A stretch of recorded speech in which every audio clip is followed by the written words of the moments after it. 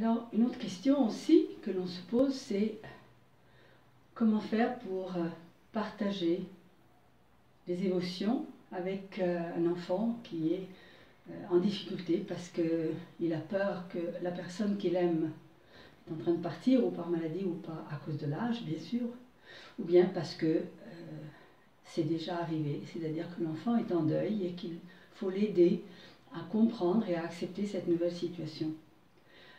Alors une chose que vous pouvez faire selon l'âge de l'enfant, c'est par exemple de lui proposer, selon son âge, de dessiner. Ça peut être aussi par exemple pour un animal.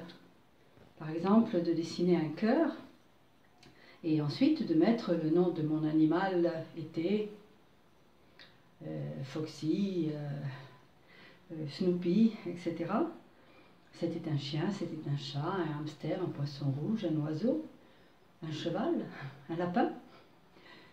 Ensuite, d'aider l'enfant à décrire les qualités, parler, exprimer ses émotions, exprimer ce qu'il se rappelle, ses souvenirs, et dessiner avec simplement des couleurs, si c'est l'enfant tout petit.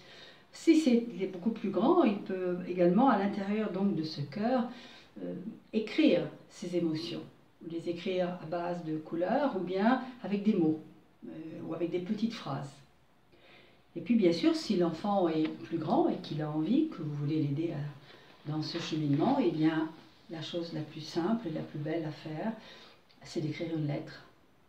Écrire une lettre, par exemple, à la personne qui est décédée, c'est très très important. Et je vous le suggère aussi pour vous, adultes. C'est-à-dire, ce sont toutes les choses, et c'est pourquoi le titre de ce livre, tout ce qui n'est pas dit, tout ce qu'on ne sait pas dire, tout ce que l'on n'a pas pu dire.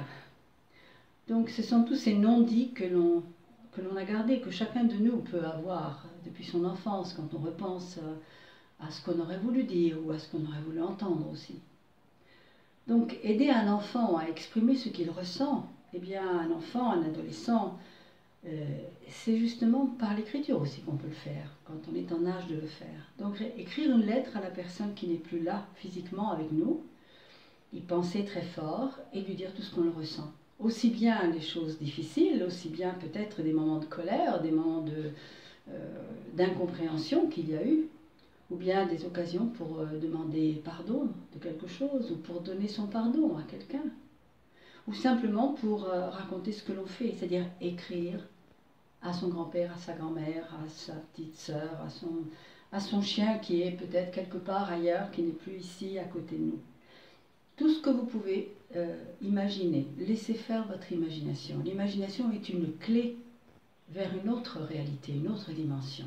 Et c'est très souvent la dimension que l'enfant comprend immédiatement. À la prochaine fois.